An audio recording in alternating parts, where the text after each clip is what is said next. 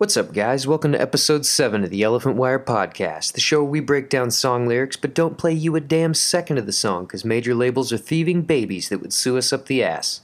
Today, we have a very special guest with us, and we're going to be hanging out with an old friend of mine, Jason the Manimal Perez, and talking about everything under the sun. Let's get some. Welcome to the Elephant Wire Podcast. Music. Drugs.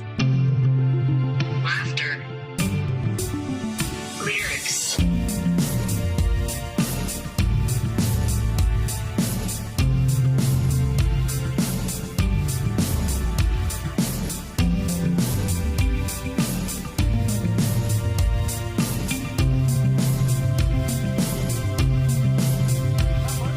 Not much. It's good to finally sit down and actually have a little chat, man. We've been talking about doing this for a hot second. It has been too long. Too long. So, is the pup okay? Everything? Pup's good. Yeah, he's down here. Oh, We're there chilling, he man. is. He's eating his bone. Does he still smell like shit?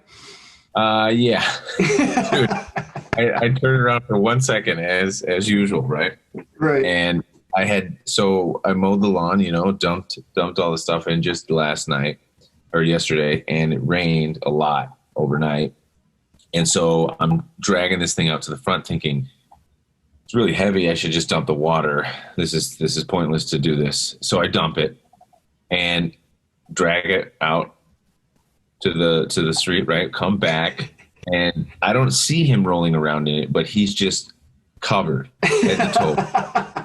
Nasty grass water. Yeah. And I'm thinking he definitely just rolled around in that. Oh, he just Great. he had a time. Yeah. And so, yeah, I bring him back in, and I have to clean him off. And I'm like, of course, this guy. I'm like, now it's 10:30. There you go. That's how it happens. I ain't worried about it. Yeah, I'll drink to that. Yeah. Word, brother, man. Well, I wanted to start with a little bit of background info. Jason and I originally, I don't know how you feel about this, but we originally started our relationship almost as if we were stalking the other one. Yeah, I guess so. But more so pitching it as like you were stalking me and you pitched it as I was stalking. Well, because like the first year I knew you, I didn't actually know you. We just kept running into each other because we had the exact same friends. Yeah.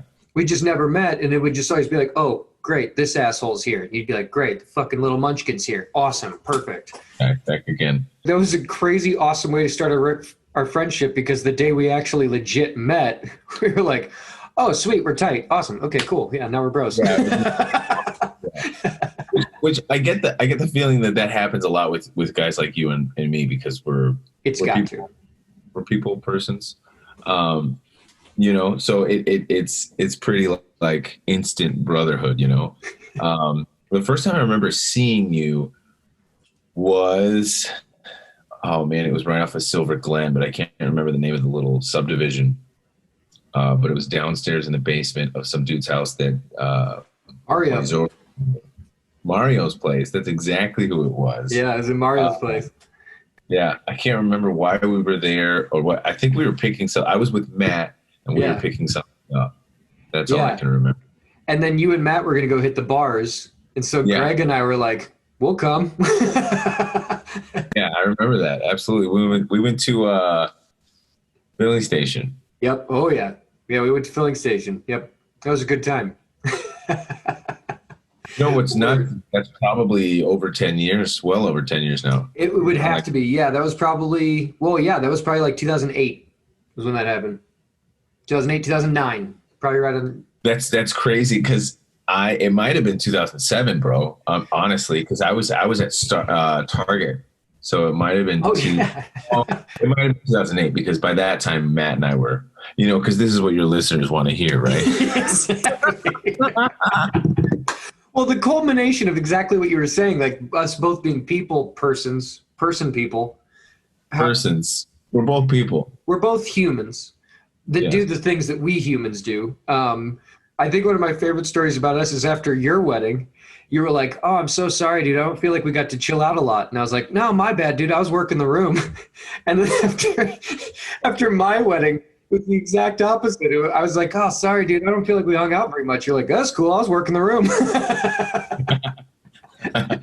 So yeah, that's kind of how we based our friendship on, like, if you're raising hell on one end of the room, I'm on the other end of the room getting this half going. One in the morning. Yeah. For real, man. Well, I think another thing that I wanted to bring up as far as like our background and our history, a lot of it from day one was literally music based, and even almost as a second level, that kind of one of the reasons I wanted to bring you on here was like we used to talk lyrics a lot.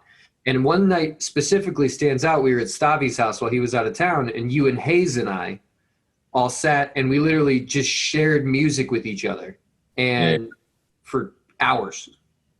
Like we ended up taking a scooter with you guys pulling me on a longboard to get breakfast at like 8 a.m.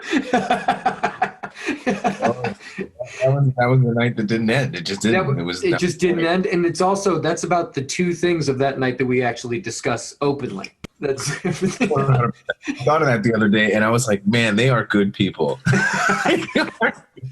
Never said a word to anybody. I mean, yet anyway, like Hayes at one point could just turn on us and just release. Yeah, he's the rat. You sold out your boy. Well, I mean, I remember very specifically one statement that you actually made that night, because we were just listening to Frightened Rabbit, and we listened to some Sufjan Stevens, and we listened to, for a minute we were listening to a bunch of Coheed and Cambria, and we were talking about like the graphic novels. But one line I specifically remember you making was we were talking about Sigur Rós. And because we got in this big, in-depth, deep lyrics conversation, you were like, yeah, I don't even know what they're saying, and half the time they don't even name their songs. So like, what's the fucking point of any of this? Why are we talking about lyrics? Exactly. Yeah. And that's one of the reasons I wanted to bring you on too, because like we'll get to it later on when we start talking about Biko, but your brother is a very lyric-minded man. And so being in a music project like that, and I wanted to ask you, because I wanted to also give you a second to like actually kind of go through, because one of the things I want to touch on for a minute is just being a gigging musician in general. And I wanted to get your take on like different bands that you've been in, that like ones that are more lyric driven versus a band that is much more just music driven. And I don't mean to say it like that. I just mean the differentiation of the two. You know what I mean? Sure. Absolutely.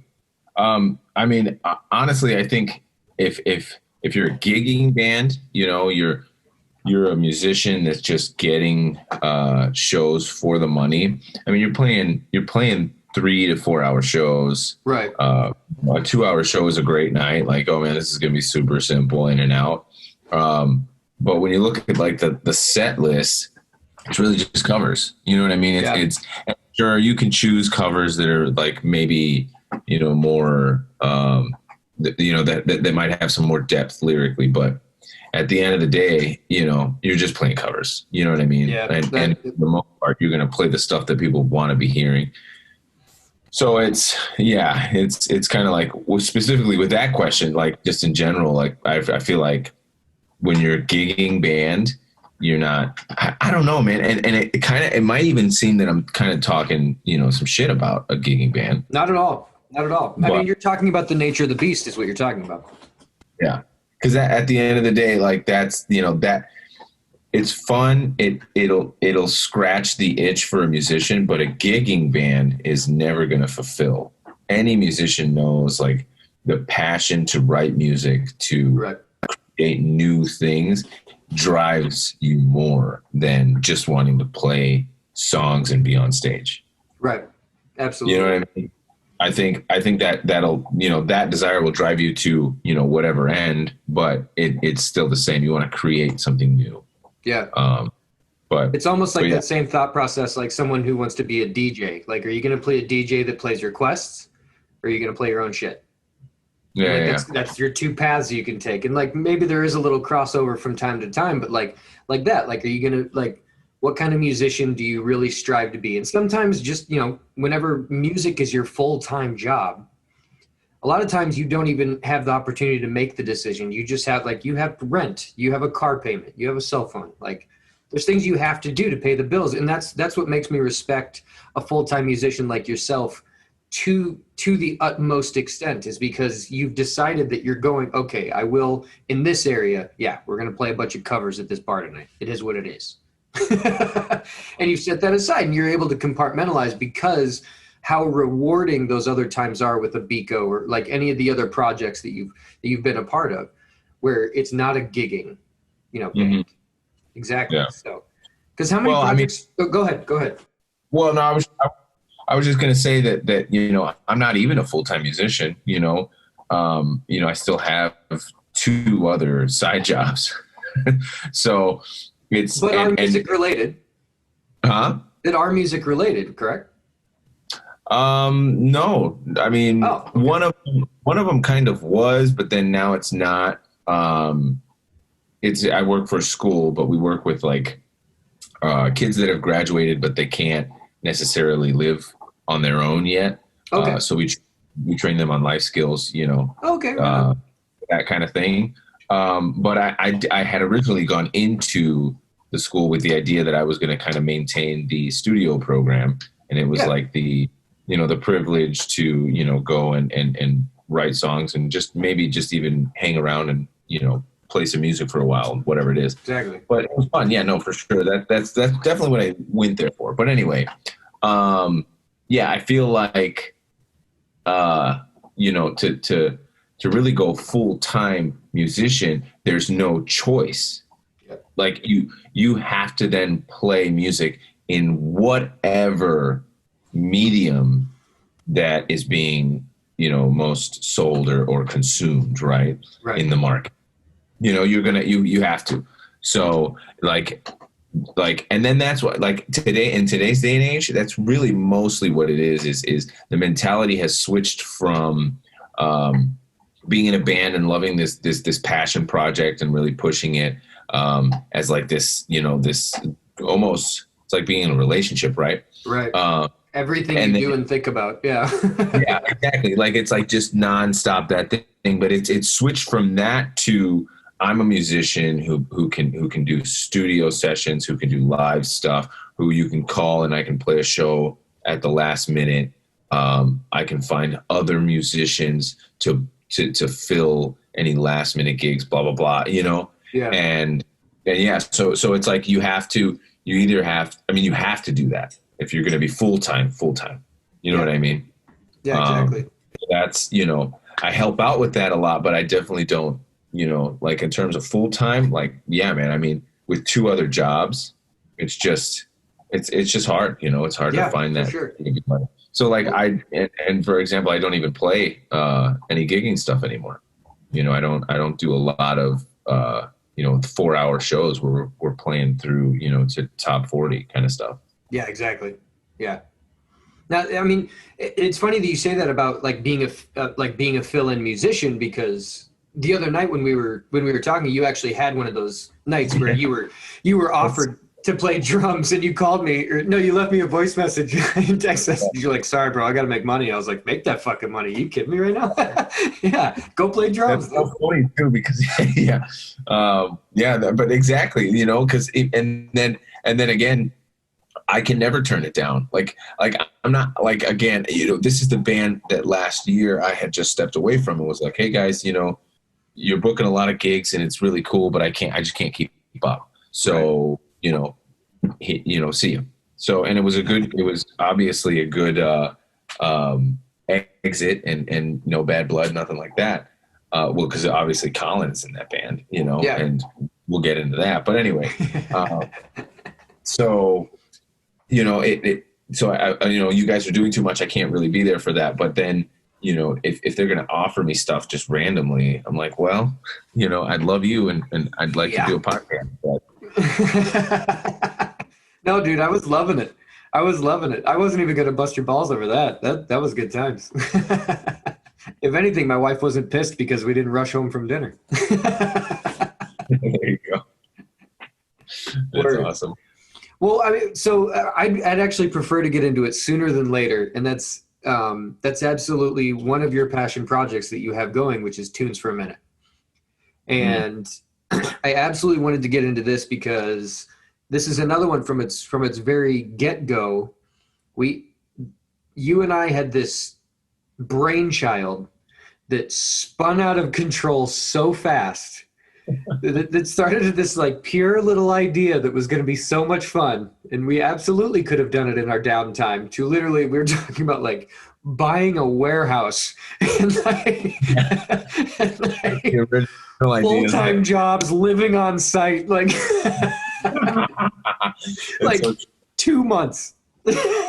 oh yeah, I mean, it went from like, well, man, I mean, we had that conversation about you moving here, like Yeah. what, like maybe a month after Yeah. the idea was planted. Yep. You know, I guess then Happened real quick. for the listeners, here's what it comes down to. This was shit. I'm gonna tell the story, and the first thing off the bat, I don't remember. 4 years ago, it's 2020, so it would have been Late 2014, early 2015. Somewhere in there. Yep. Okay, so that makes sense. So then, anyway, I was recently married, had been out of the music game for at that time probably 4 years, 3-4 years, and so called Jake one night. Actually, no, I remember where it started. Was I was in my bed. It was late at night, and I just started getting all these ideas about what a band is, what the end goal for someone that starts a band is, like what are you getting to, Right. and what's the point, where's that fulfillment, where's that satisfaction, like, right, what are you doing it for? So I was asking these kinds of questions anyway, and I started to write them down and just kind of like, thought process, where I was just thinking about it. So then I sent that to you, I think that night, and was just like, yo, I think where for me the initial push was like I was disheartened with how it all had worked out, what the local music scene looked like, how it treats people, what the overall industry has done to the musician. Right. And was just kind of bitter and angry. And so that was where it started from, just mad, mad at the scene. And so then that conversation with you obviously that text to you led to conversations where we were both on the same page. Like, yeah, man, it sucks that the industry's like this. It sucks that there's nobody to help. And so that idea kind of stuck there for a while. And I think it was March 23rd. Actually, I could pull it up because you can fast forward this in post, so nobody's waiting. But March 24th, 2017. Ooh. So we were a year off. We were a year off. Whatever, and everybody's got a year, right? So it would have been. So then you and I had been talking about this, like I said, then 4 years ago. It was 4 years ago. End of 2016 when we started talking about it. Anyway, so March 24, 2017, I posted a video that said I had seen a great value in Instagram and I wanted to make that a local thing. So Instagram at the time was very innocent. This was right as they did the 1 minute video thing. Yep. Like Instagram, and that was kind of the turning point, like where Instagram started getting worse, but whatever. Before stories.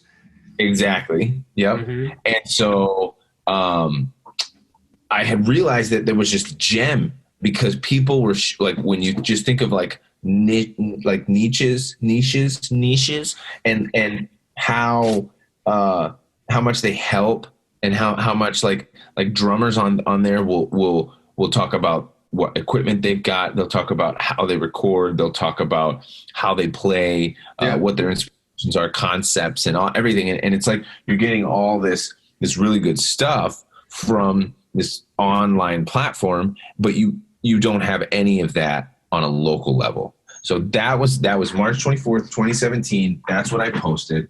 And the whole idea was to create that same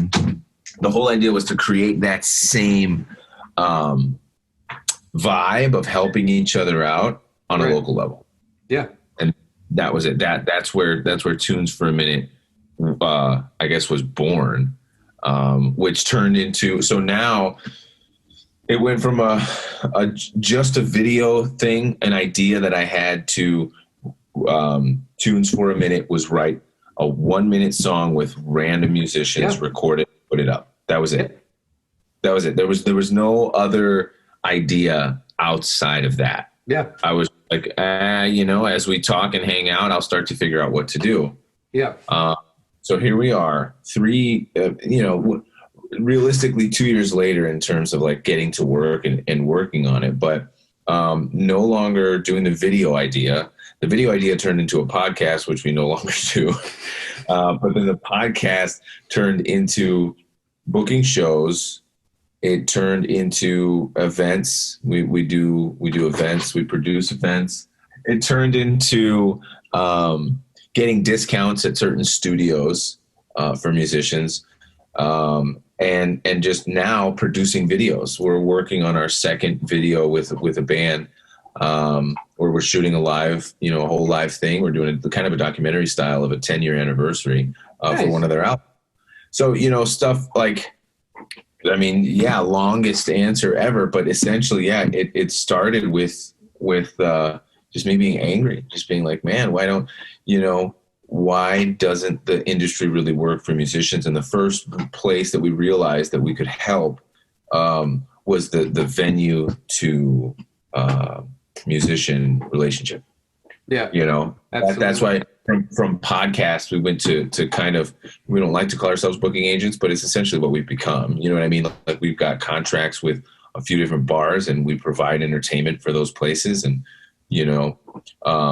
so it's cool to have that, but it's not really the heart of where I would like to be. I would like to be obviously creating content, being creative in that way. Right. But we realized very quickly that there's a huge break in that connection there between venue and musician. Mm-hmm. They've never really gotten along. That was the main thing that we would spend hours on the phone and over, what were we using then? We weren't using Zoom. We were using one of the other ones. I think we were just phone, like just straight up phone calls. I mean, in the early days, yeah. And then we started doing like actual like meetings. Right. You're right. Oh man, that was Google Hangouts for sure. Yeah, we were doing Google Hangouts and we were keeping diligent notes. We all had our own tasks every week. And like, oh yeah, gosh, you're so right.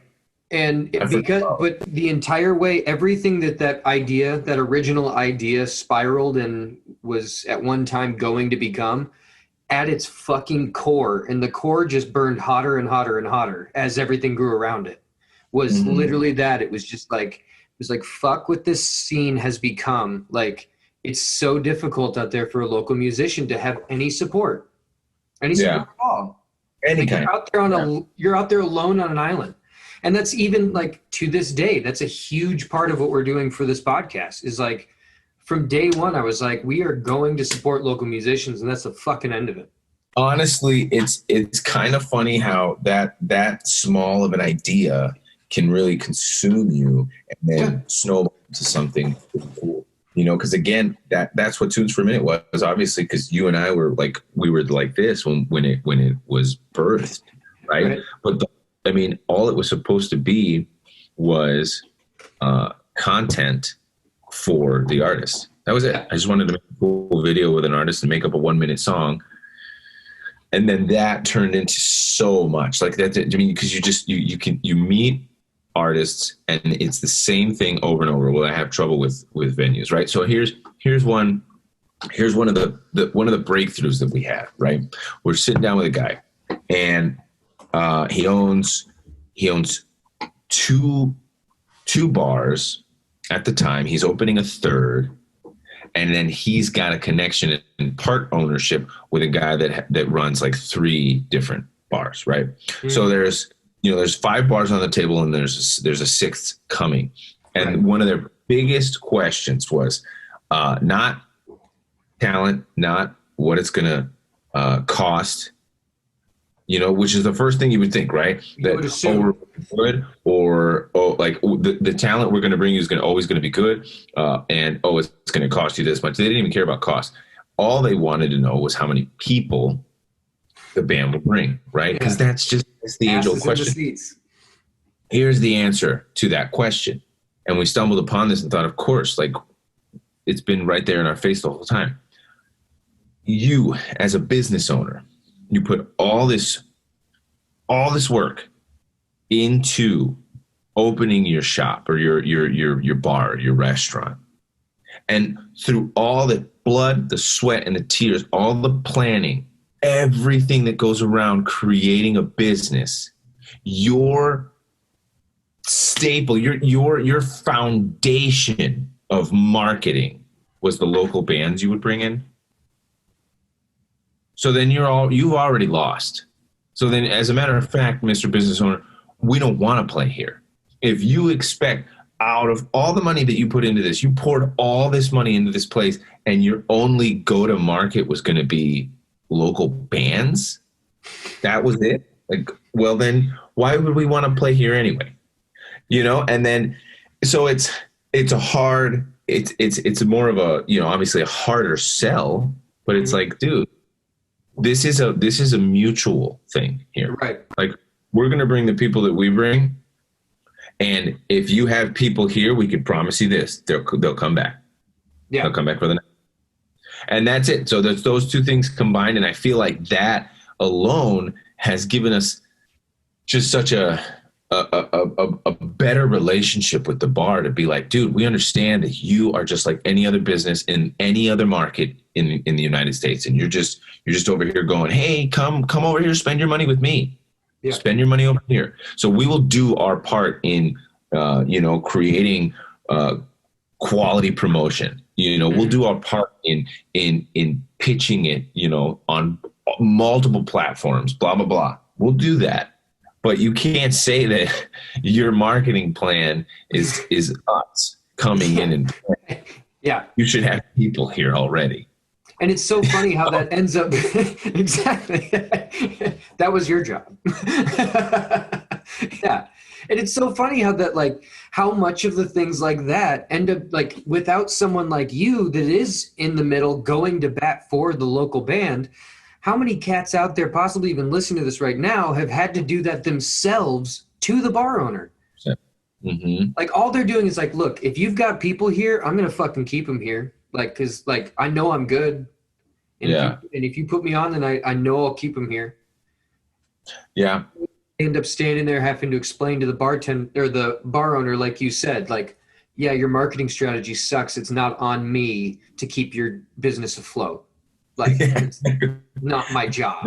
Like, and it hurts so much. And that's the things we would like get in screaming matches, just not with each other, but just like about the same thing.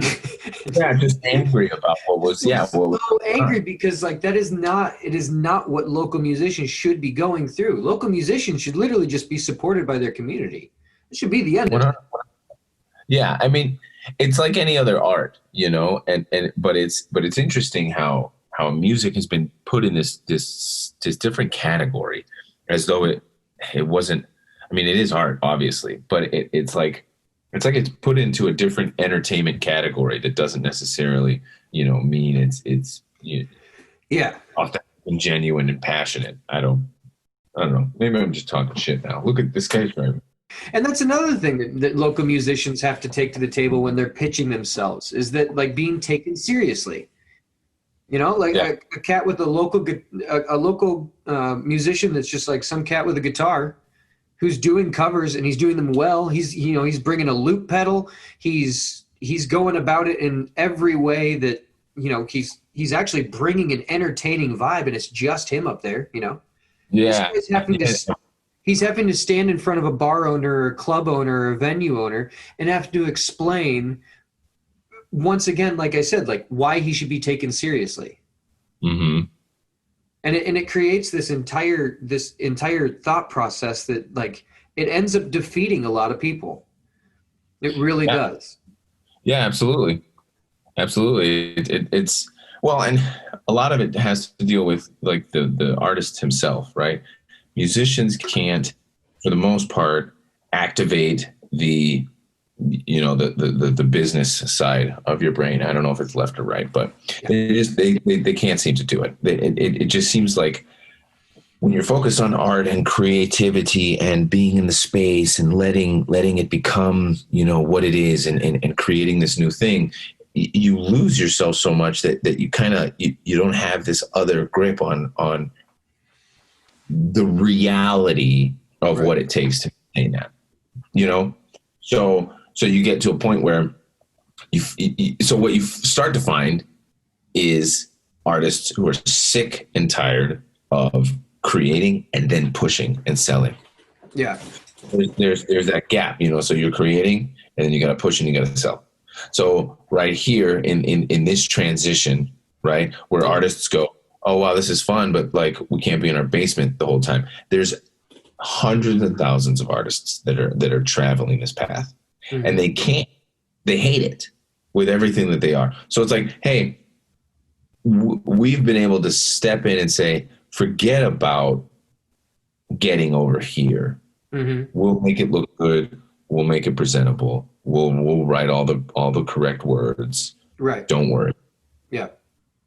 So what we quickly started to realize as Tunes for a Minute, talking now in the we, but as what we realized was, we're a silent record label, essentially. Mm-hmm. And this is something that you and I had like originally, like, wait a minute, if we're talking about this and we're going down this road, what's its logical end? Well, unfortunately, that's a record label, right? Fucking record label. Because I don't want to do that. But at the end of the day, it's like, that's what's needed. Like, so our slogan is content, community, and opportunity. Mm-hmm. Can't do those three things for an artist without being a record label. So we just started calling ourselves a silent record label. Like, we're a silent record label. We let them be creative on their own. We don't have any say in all of that. But what we do is when you want to get to this other side, when you want to come over here and market it and create events around it and create content around it and then go and get opportunities for it, then you call us. Right? Mm-hmm. So, but all of that from some conversations with you that turned into a video idea that turned into a podcast, which is funny because we don't do either of those anymore. Well, one of the earliest ideas too, and let's not forget about this, one of the early reasons why we even started having those conversations back in the day, because we were talking about how we really wanted to hang out with Anderson .Paak, and we wanted to know how to get to that point. Yeah. Like, how do we hang out with Anderson .Paak? Oh, yeah. And you were like, his players, just look at this guy. I just want to be his friend. I just want to hang out with him. I just want to, like, go get brunch. I don't know. Like, I want to talk about NWA with him. I want to talk about, I don't know, like, pick anything. I just want to hang out with him. Exactly. Awesome. But yeah, and it's so funny to think, like, I mean, for full disclosure, for everyone out there, the original name for the idea that we had was the Elephant Wire. Yeah. And it actually came, I don't even remember which one of us thought it up. I don't remember any. I'm pretty sure. That was you. Well, I thought so, but how many of these, we literally have pages upon pages of notes from these meetings, like, to remember every point. I'm glad we took notes. We should have those somewhere. Oh, we have an Elephant Wire Gmail, which I'm sure you know. Well, I've now commandeered it again. But I didn't change the password, so I'm pretty sure you can still get in there.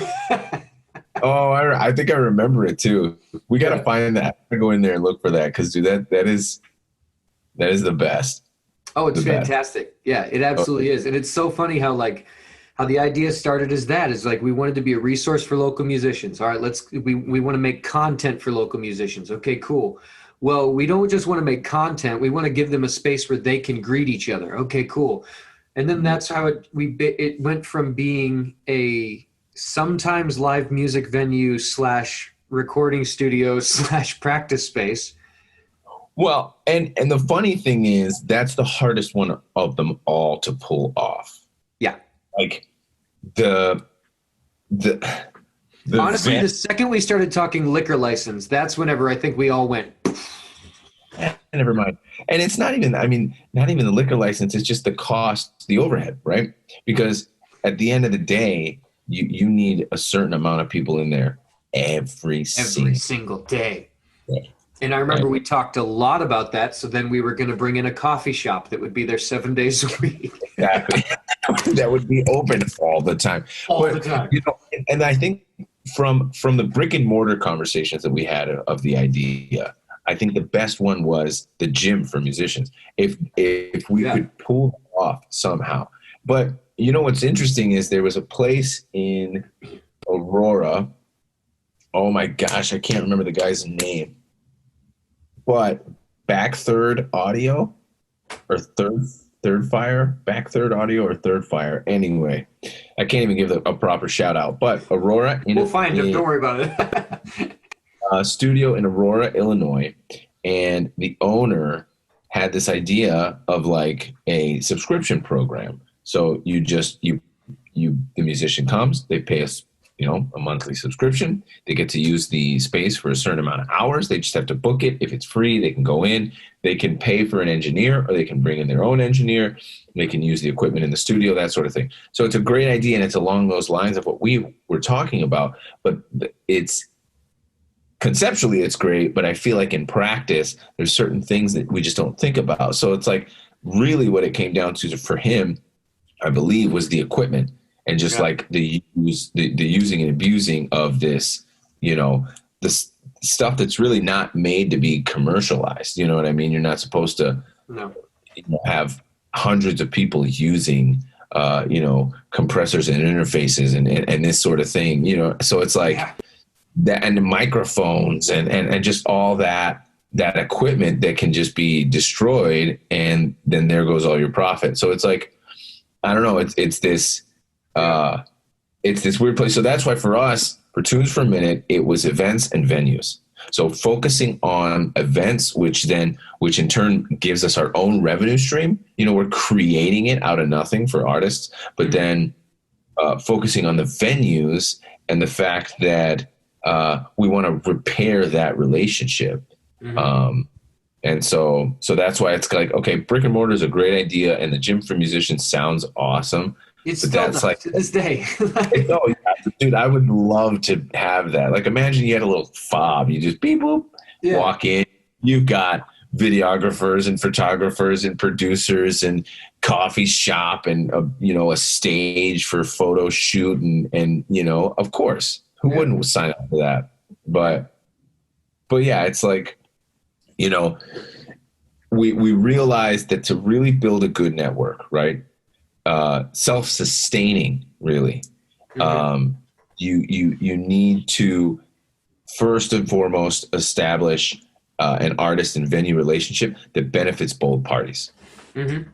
So then, once things become a little more symbiotic in that way, I like that word. Yeah. Symbiotic. Then you can start to have fun with it. Then you can turn, regular everyday shows into events, and then that attracts more people. But yeah, it's been a lot of fun. It's been interesting seeing it from a company's perspective and then seeing it from a artist perspective. But well, that's what I was going to ask you, because it's got to feel good talking to bar owners and club owners and the people that you're communicating with on behalf of these musicians. It's got to feel good sometimes to say the shit that you wanted to say but you couldn't because you were the musician. You were the artist pitching yourself. Now you're going to bat for somebody. You can almost play Big Brother at that point. You know what I mean? Like 100%. It's got to feel good. Which is interesting because, like, with my own passion projects, I can't muster up the same drive for whatever reason, bro. It's so funny because I just talked about how artists can't get over here, right? They can't get to that that business side of the brain. And when it comes to my own music, to my own art, I can't. I'll walk into a venue to book some shows for myself, and that the confidence and the I run a company sort of mentality just is thrown out the window. I mean, I don't know what it is. It's so backwards. But anyway, when it comes to, for other artists, man, I'm out there, just every day, like trying to, go to bat for them. You know what I mean? Like create that relationship. So it's a lot of talking with the artist and talking with the venue and getting the needs from both sides. Which at the end of the day, every venue or every artist hates the fact that every venue asks them how many people they're going to bring. But if you think about it, I get it. No, the conversation needs to be presented at times. Sure. Well, yeah. Because there's no way around it. That's the only way things go, move forward. Well, and especially, I mean, yeah, absolutely. When you're talking about clubs or when you're talking about venues. That question makes a whole lot more sense. Like venues, true venues, yeah. And one of the things we used to talk about a lot too is how many venues they would do where they'd be like, "Yeah, we'll book you to play here," and then they'd be like, "The cost of 40 tickets is this much." Yeah, dude. Anything you sell beyond that. Don't get me started. How many times I ate money at shows and I sold like $50 in merch. You know what I mean? Yeah. Yeah. And honestly, I never did a whole lot of that at the beginning of my career, to be honest. Because it always seemed so backwards to me, and I would just get angry and be like, "That's a shit deal, bro. I'm out." It was every time. There was like one time where it wasn't a shit deal for me, and like it kind of worked out. Yeah. But one last thing I wanted to really get into with you. I got to be honest with you. I'm drinking these THC sodas. Okay. Awesome. Yeah, I've had about like 4 of them. They're pretty dope. I'm out in LA right now, so I went and saw my buddy Derek, and he hooked me up. THC. Yeah. They're pretty neat. Well, they're okay. They're not THC sodas. They're THC seltzers, but seltzer. Yeah. So it's like a LaCroix that I'm getting stoned the whole time. It's pretty fantastic, really. No, one of the last things I wanted to bring up with you, and because we are a lyrics podcast, and just that's a big part of it. One of the projects that you are part of, and this is actually going to be our band of the week this week, is Biko, because Biko is making a comeback. Mm-hmm. And this is exciting. For anyone that doesn't know, Biko is Beautiful Collision. This is a band that Jay was in with his, one time with both your brothers, correct? No, Brandon was... brother. It was just a friend, yeah. Okay, Brandon was never in it. All right. No, Brandon was never in it. No. Okay. So Jay was in a band with his brother Adrian. They were in a band called Beautiful Collision for a long time together. Hiatus just announced recently that they're coming back. And for anyone that doesn't know, Adrian Perez, Bo, Jason's older brother, is a very lyrics-minded young man. Some of my favorite lyrics in songs have actually come from Adrian, from Beautiful Collision songs. And so I wanted to get your take as far as like in the songwriting process, how much of that were you actually involved with as far as like lyrics wise? Because obviously song structure and songwriting, you had a solid amount in, because there's just 2 of you. There's only 2 people bouncing ideas. But how much of that was, because yeah. Well, yeah, in the 5-man band, sometimes the drummer just doesn't even get referenced. They all have their backs to him. Honestly, no involvement at all. He's a lyricist, man. Honestly, and the more we do this, and the more we write songs, and I kind of understand where Adrian's coming from, I realize that he's just a rapper, bro. That's what he is. And even when it was like at its at its purest rock. You know, the Biko thing when it was raw, just like it was the two of us up there and we were just right. He was still pretty much just rapping. Right. And when he started showing me lyrics, I mean, you look at the amount of words that he's saying, and you're just like, dude, oh my goodness. So one song, like, how many verses is that? Oh, just two. Like, really? yeah. Like, how long are these verses? And you know, but that's just what it is. And we've actually recently we wrote 2 rap songs. We just said, screw it, man. You're a rapper, let's rap. And so we, you know, it was me just laying down a simple, you know, drum groove. We got Pat Moynihan from Waveform Audio, a little plug there. Great studio, but he's on bass and he is just killing it. And so we laid this down last month and was like, are we a rap group? This is great. Because that was awesome. Yeah.